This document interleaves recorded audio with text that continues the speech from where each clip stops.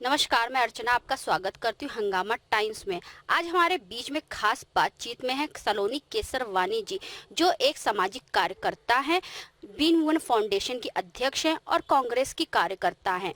इस आपका रक्षाबंधन के त्योहार पे वो देशवासियों से क्या कहना चाहेंगी और देशवासियों को क्या शुभकामनाएं देना चाहेंगी, बातों का सिलसिला शुरू करते हैं सलोनी केसरवानी जी से। मैम, इस रक्षाबंधन के दिन पर यानी कि जो कल हमारा रक्षाबंधन का फेस्टिवल है, उस पे आप क्या कहना चाहेंगी पूरे देशवासियों से? सबसे पहले तो मैं आप सबको नमस्कार करती हूँ।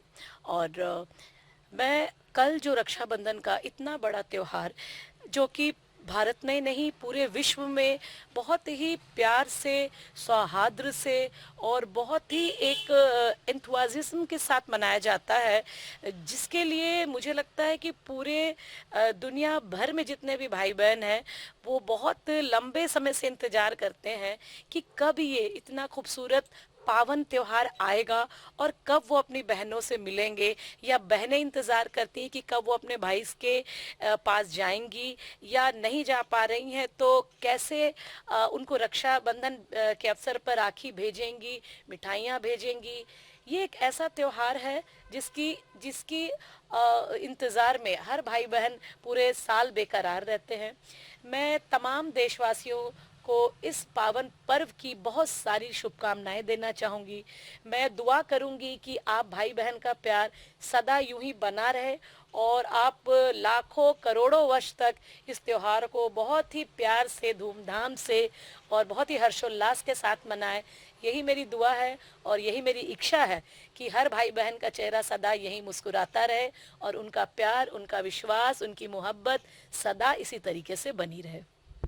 जिस तरीके से मैम देखा जा रहा है, आगे की जो जनरेशन है हमारी या हमारे जो युवा है, फेस्टिवल को फेस्टिवल के रूप में तो मनाते हैं, लेकिन फेस्टिवल क्यों मनाया जाता है, किस लिए हमारे फेस्टिवल ये महत्वपूर्ण है, तो इसके बारे में कुछ संक्षेप से हमारे युवा लोगों को एक अच्छा सा मैसेज दीजिए। हाँ, बिल्कुल, क्योंकि हम हर चीज़ को ये सोचते हैं कि एक फैशन है, ऐसा नहीं है। चाहे आप कोई भी त्योहार, कोई भी धार्मिक अवसर ले लें, उनके पीछे एक हिस्ट्री होती है, एक कहानी होती है, एक अच्छा संदेश होता है। मैं भी कोई भी चीज़ को मनाने के पीछे उसके रीज़न तक ज़रूर जाती हूँ, क्योंकि मुझे लगता है कि अगर मुझे नॉलेज होगी तो डेफ़िनेटली उसको मैं आगे भी शेयर कर सकती हूँ, और वो आने वाले जनरेशन के लिए या जो अभी न्यू जनरेशन है उनको जानना चाहिए कि इस त्योहार की क्या महत्ता है। रक्षाबंधन केवल एक कहने के लिए त्योहार नहीं है कि एक दिन हुआ, आपने राखी बांधी, मिठाई खाया, लेकिन उसके पीछे एक कहानी है, छोटी सी एक हिस्ट्री है जो मैं शेयर करना चाहूँगी, जो मैंने भी अपने बुजुर्गों से, अपने मम्मी पापा से सुनी है। कालांतर में जाएं, अगर हम बहुत पीछे हिस्ट्री में जाएं, तो हम सभी जानते हैं कि द्रौपदी और कृष्ण इतनी प्रचलित भाई बहन हैं इतिहास में, जिन्हें आज के जनरेशन के बच्चे भी जानते हैं, और इसका श्रेय मैं सोशल मीडिया को भी देना चाहूँगी। बच्चे इंटरेस्टेड हैं क्योंकि महाभारत और रामायण का प्रसारण जब अभी कोरोना काल में हुआ, लॉकडाउन के समय, तो इतिहास से रूबरू होने का बच्चों को, और धार्मिक जो महत्वपूर्ण चीज़ें हैं उनसे वो अवगत हुए। That is really very beautiful. जब हम इस कहानी पर पढ़ते हैं तो जब महाभारत का युद्ध हो रहा था, तो शिशुपाल के वध के समय श्री कृष्ण जी की तर्जनी उंगली कट गई थी, और तब द्रौपदी जी ने अपनी साड़ी का पल्लू फाड़ करके उनको जो है उनकी बैंडेजिंग की थी, यानी उनके जख्म को रोका था। श्री कृष्ण इस बात से बहुत ही आत्मविभोर हुए और उन्होंने ये कहा कि मैं इस चीज का कर्ज वक्त आने पर जरूर चुकाऊंगा। फिर जैसे जैसे वक्त बढ़ा, महाभारत की कहानी मुझे तो लगता है एक ऐसी कहानी है जिसमें द्रौपदी के कैरेक्टर की जब बात आती है, तो जब मैं उनकी वो हिस्टोरिकल थिंग्स को जब देखती हूँ, अब हम जाते हैं उस दृश्य पर जहाँ पे दुशासन द्रौपदी की साड़ी खींचते हैं और उनका चीरहरण करने का प्रयास करते हैं।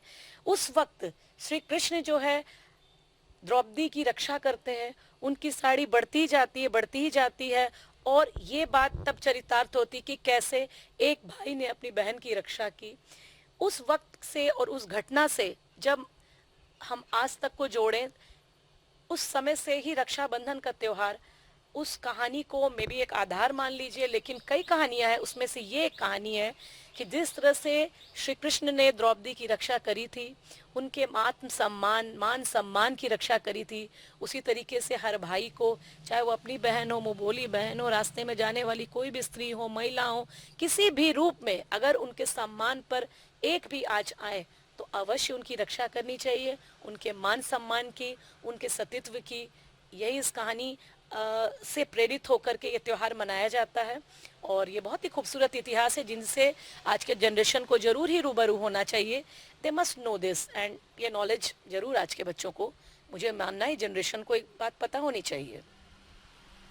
जिस तरीके से मैम आज आपका जो है कल फेस्टिवल है आपका रक्षाबंधन का, आप एक बी वुमन फाउंडेशन की अध्यक्ष भी हैं, प्लस आप एक सामाजिक कार्यकर्ता भी हैं कांग्रेस की, तो आपको क्या लगता है जो आने वाला जो समय है, जो त्यौहार है, जिसको लेकर के एक हम लोग के ऊपर जिम्मेदारी पड़ती है, तो भाई बहनों का जो ये रिश्ता है तो कहाँ तक ये सुरक्षित है आज? देखिए, भाई बहन का रिश्ता तो भगवान ने हमें दिया है, और ये सब ब्लड रिलेशन, कुछ रिश्ते जैसे भगवान हमें देते हैं, कुछ हम चुनते हैं। जैसे आज मित्रता दिवस है, लोग धूमधाम से मना रहे हैं, हम अपने मित्र को विश कर रहे हैं। भाई बहन का रिश्ता देखिए एक बहुत ही इमोशनल रिश्ता है, एक बहुत ही निस्वार्थ रिश्ता है। बचपन से ही हम अपने भाई बहन के साथ खेलते कूदते बड़े हो जाते हैं। लेकिन जैसा कि इंडियन अपनी कल्चर है कि लड़कियों की शादी हो जाती है, वो दूसरे जगह चली जाती हैं, दूसरे परिवार की हो जाती है, पर मुझे लगता है ये इमोशंस के रिश्ते जो हैं वो हमेशा बंधे रहते हैं, बंधे होने ही चाहिए। मैं कुछ एक भाई बहन के इतने अच्छे एग्जाम्पल्स देखती हूँ, चाहे पॉलिटिकल फील्ड में देखूँ या सोशल फील्ड में देखूँ, मैं बहुत ही ज़्यादा इम्प्रेस हूँ। जैसे कि एग्जाम्पल देना चाहूँगी, प्रियंका गांधी और राहुल गांधी, इनकी इनकी जो बॉन्डिंग है ये मुझे बहुत ही फैसिनेट करती है। मैं जनरेशन से यही बोलना चाहूँगी कि रिश्तों को बेमानी ना होने दें। रिश्ते बहुत ही इमोशन पर बेस्ड होते हैं, चाहे वो चुने गए हो या भगवान ने आपको दिए हो। मैं सभी जनरेशन से ये कहूँगी कि रिश्तों को मन से ही उनका आप निभाएं। सिर्फ कहने के लिए नहीं होना चाहिए कि मैं आपको बहन मानता हूँ, और ऐसा फीलिंग नहीं है। ये रिश्ता बहुत ही इम्पोर्टेंट रिश्ता है, इस पे कभी कोई आँच नहीं आना चाहिए, और ये दिखावटी नहीं है और ना होना चाहिए। दोनों तरफ से इस रिश्ते को बहुत ही ईमानदारी से, प्यार से, और ये बहुत ही मासूम रिश्ता है, मैं ये कहना चाहूँगी। क्योंकि भाई बहन के रिश्ते ऐसे होते हैं जिनको हम मतलब चाहे कितनी भी दूर रहें, लेकिन हमेशा अपने उस चाइल्डहुड मेमोरी को चेरिश करते हैं, याद करते हैं और उसका सम्मान करते हैं।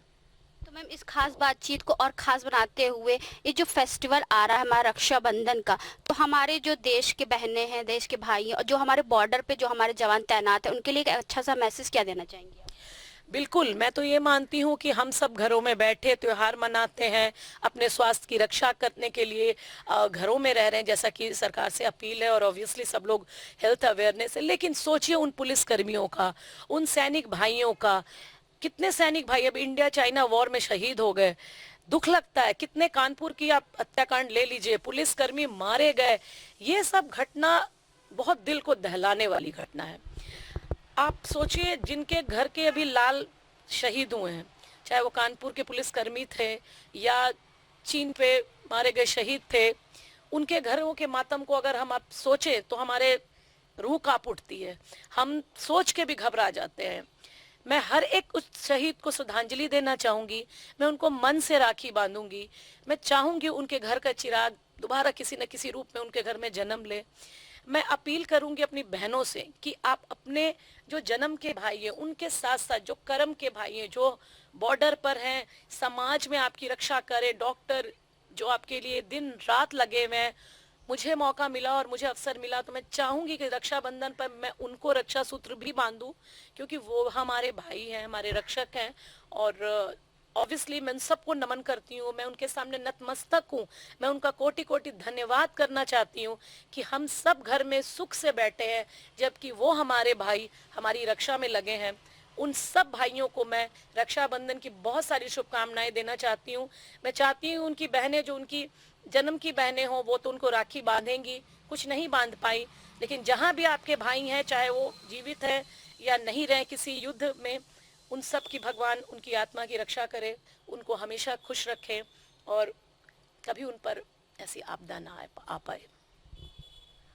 जिस तरीके से आपने सुना सलोनी केसरवानी जी ने कितने अच्छे विचार व्यक्त किए, क्योंकि फेस्टिवल जो होता है एक इतिहास, हमारा जो इतिहास होता है वो हमको बताता सिखाता है कि हम लोग किस तरीके से ये फेस्टिवल और क्यों मनाते हैं। तो जो भी फेस्टिवल मनाए दिल से मनाए, सम्मान से मनाए, और सबसे बड़ी बात है विश्वास के साथ मनाए। इसी के साथ मैं अर्चना आपसे इजाजत लेना चाहूंगी। आज खास बातचीत को यहीं विराम देते हैं, फिर मिलते हैं किसी और शख्सियत के साथ में। धन्यवाद।